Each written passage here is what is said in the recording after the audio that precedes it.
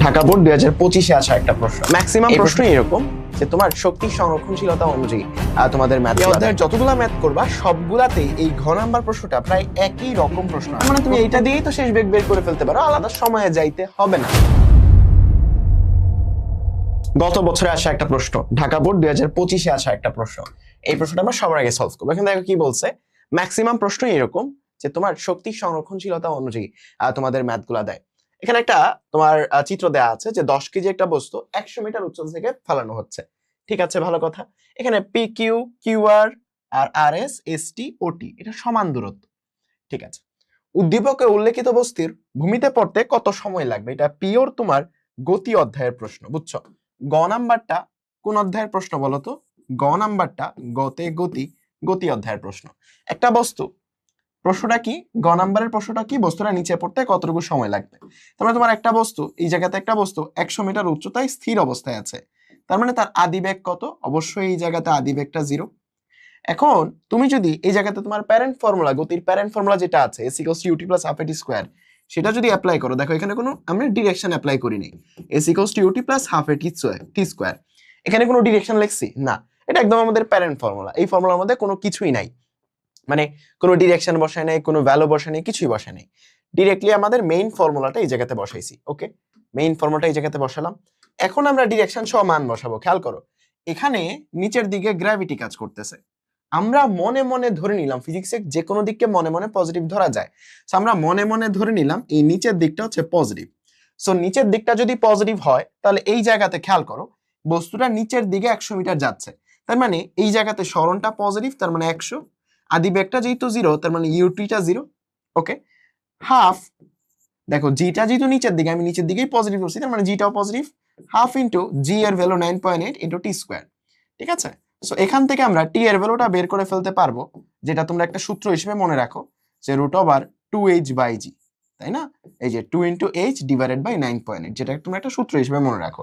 But সূত্র হিসেবে মনে রাখার চাইতে গ নাম্বারে রিটেনে আসলে এইরকম ভাবে লিখে দেওয়াটা বেশি বেটার। সো তোমরা যদি এটা এখন ক্যালকুলেটরে তুলো, তাহলে দেখো তোমাদের উত্তরটা চলে আসবে, ওটা 2 × 100 / 9.8। ওকে, সো এখানে তোমার উত্তরটা চলে আসবে 4.51 এত সেকেন্ড। তো আশা করি গ নাম্বারটা একদম ক্লিয়ার। যারা যারা আছো, গ নাম্বারটা একদম ক্লিয়ার। ঘ নাম্বারের প্রশ্নটা একদম কমন। তুমি এই অধ্যায়ের যতগুলা ম্যাথ করবা সবগুলাতেই এই ঘ নাম্বার প্রশ্নটা প্রায় একই রকম প্রশ্ন আসে। প্রত্যেকটা প্রশ্নের যা যা কনসেপ্ট আছে, সেই কনসেপ্টগুলো আমি প্রশ্ন পড়ানোর সময় পড়ায় দিব। যেহেতু এখন টার্গেট 95 এর ক্লাসটা আসতেছে না, বা আসলেও কয়েকদিন পর আসবে, সো তোমাদেরকে যদিও ওয়ান শটটা আমি রিকমেন্ড করছি যে দেখে আসো, বাট তোমরা আবার কথা শোনো না। সো তারপরেও আমি তোমাদের যতটুকু কনসেপ্ট দরকার প্রতিটা প্রশ্নে, ততটুকু প্রশ্নের সাথেই পড়িয়ে দেব। ওকে, এখানে বলছে আর এবং টি বিন্দুতে শক্তির সংরক্ষণশীলতা পরিলক্ষিত হয় কিনা। দেখো, শক্তির সংরক্ষণশীলতা মানে কি? শক্তির সংরক্ষণশীলতা মানে শক্তির চেঞ্জ হবে না, অর্থাৎ মোট শক্তি অলওয়েজ সেম থাকবে। তার মানে শক্তির সংরক্ষণশীলতা এই কথাটা বলতে বোঝা হচ্ছে মোট শক্তি, মোট শক্তি তুমি উপরে লিখবা। আমি তো একদম সব লেখা লিখে দিতে পারবো না, লিখলে হয়তো যতগুলো সৃজনশীল করানোর ইচ্ছা ততগুলো করাইতে পারবো না। সো আমি যেভাবে লিখে দিচ্ছি, তুমি পরীক্ষা হলে ঠিক একইভাবে লিখবা। তুমি লিখবা যে শক্তির সংরক্ষণশীলতা বলতে বোঝায় যে মোট শক্তি সব সময় ধ্রুব থাকবে। বুঝছো? মোট শক্তি সব সময় ধ্রুব থাকবে, অর্থাৎ তোমাকে এটাই প্রমাণ করতে হবে যে সব সময় মোট শক্তিটা ধ্রুব আছে। তার মানে আর বিন্দু এবং টি বিন্দু, এই দুইটা বিন্দুতে তোমাকে মোট শক্তি বের করতে হবে। মোট শক্তি বলতে কি বোঝায়? বিভব শক্তি বের করতে হবে প্লাস গতি শক্তি বের করতে হবে। এখন তোমরা জানো যে একটা বস্তু ভূমি থেকে যদি একটা এইচ উচ্চতায় থাকে, তাহলে তার বিভব শক্তি থাকে হচ্ছে mgh, এটা তোমরা সবাই জানো। আর তার যদি v গতি থাকে, তাহলে তার গতি শক্তি হচ্ছে ½ mv²। এটা বাচ্চারাও জানো, তাই না? যে কোনো একটা বস্তুর বিভব শক্তি হচ্ছে mgh এবং গতি শক্তি হচ্ছে ½ mv² সমপরিমাণ থাকে। এখন আর এবং টি এই দুইটা বিন্দুতে বের করতে হবে। ঠিক আছে, দুইটা বিন্দুতে তোমার বের করতে হবে। তাইলে এটা তুমি কেমনে করতে পারো? আগে আর এবং টি এই দুটোর উচ্চতা ভূমি থেকে বের করো। আগে দেখো এই জায়গাতে প্রত্যেকটা জায়গা সমান বলছে, তার মানে এখানে একটা স্টেপ, দুইটা স্টেপ, তিনটা স্টেপ, চারটা স্টেপ, পাঁচটা স্টেপ, পাঁচটা স্টেপে হচ্ছে 100 মিটার। তাইলে তুমি আমাকে বলো, পাঁচটা স্টেপে যদি 100 মিটার হয়, তাহলে ওটি, ওটি সমান কত হবে? 20 মিটার। যেহেতু পাঁচটা ওটির সমান দূরত্ব মিলে 100 মিটার হয়, এবং তোমার একদম ভূমি থেকে আর উচ্চতা, মানে ও আর ভূমি থেকে আর উচ্চতা, সেটা কত হবে? 20 20 20 60 মিটার, 60 মিটার। সো তুমি দুইটা উচ্চতা পেয়ে গেছো। তাইলে তুমি আমাকে বলতে পারবা যে আর অবস্থানে আর অবস্থানে আর অবস্থানে তোমার বিভব শক্তি কত আসবে? আর অবস্থানে তোমার বিভব শক্তি আসবে mgh, অর্থাৎ বস্তুর ভর দ্যাট ইজ 10 কেজি ইন্টু 9.8, আর তোমরা আগে সূত্রটা লিখবা, mgh অর্থাৎ বস্তুর ভর 10 কেজি ইন্টু 9.8 ইন্টু হচ্ছে তোমার কত বলো তো 60। এটা হচ্ছে আর অবস্থানে বিভব শক্তি। আমি একদম ছোট করে লিখতেছি কারণ আমার কাছেই ক্যামেরা, সো আশা করি বুঝতে পারবো, এবং একটা স্লাইডে আমি পুরো ম্যাথটা বুঝিয়ে দেওয়ার চেষ্টা করতেছি। এবং তোমাকে যদি আমি বলি যে টি অবস্থানে বিভব শক্তি সমান সমান mgh, এইচ এখানে ছোট স্মল লেটার দিয়ে টি বলতে পারো, যে টি অবস্থানের উচ্চতা, আচ্ছা সমস্যা নেই, ওটা না দিলেও সমস্যা নেই। সো এই জায়গাতে সেটা হবে 10 ইন্টু 9.8 ইন্টু হচ্ছে 20। সো এখান থেকে বিভব শক্তিটা তুমি বের করে ফেলতে পারছো, একদম বেসিক থেকে তুমি বিভব শক্তিটা বুঝতে পারছো যে বিভব শক্তি mgh, এই সূত্রে একটা বস্তু থাকবে। ওকে, সো 10 ইন্টু 9.8 ইন্টু হচ্ছে 60, এটা হয়ে যাবে 5880 এত জুল। কাজের একক কি বা শক্তির একক কি? জুল। সো পরেরটা বের করো, 98 ইন্টু 20, 1960 জুল, 1960 জুল। ওকে, ঠিক আছে, ভালো কথা। সো আমরা একটা স্লাইড বাড়াই, হ্যাঁ একটা স্লাইড বাড়াই, না হলে দেখা যাবে যে ম্যাথটা আমাদের একটা স্লাইডে মিলতেছে না। ওকে, সো আমরা এখন এই জায়গাতে গতিশক্তি বের করব আর এবং টি অবস্থানে। আমাকে বলো আর উচ্চতাতে আসতে সে উপর থেকে কতটুকু নিচে নামছে? আর উচ্চতাতে আসতে সে উপর থেকে নিচে নামছে হলো 40 মিটার, তাই না? কারণ সে নিচ থেকে 60 মিটার আছে, তার মানে উপর থেকে নামছে হলো 40 মিটার। এখন কোনো বস্তু যদি স্থির অবস্থা থেকে 40 মিটার নিচে ফ্রি ফল করে, কত মিটার নিচে নামে? 40 মিটার। তাহলে এই অবস্থানে তার বেগ কত হবে? এই অবস্থানে তার বেগ কত হবে? আর অবস্থানে তার বেগ কত হবে? খুবই ইজি, বেগ equals to u plus at. এটা হচ্ছে তোমার প্যারেন্ট ফর্মুলা, বাচ্চাদের যে ফর্মুলাটা সেটা। এখানে কোনো ডিরেকশন বসাও নেই।